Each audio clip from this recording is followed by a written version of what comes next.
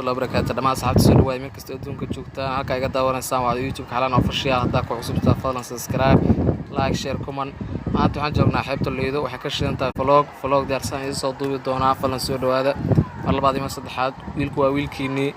maahan waa mahini YouTube waa YouTube kiini soo dhawaada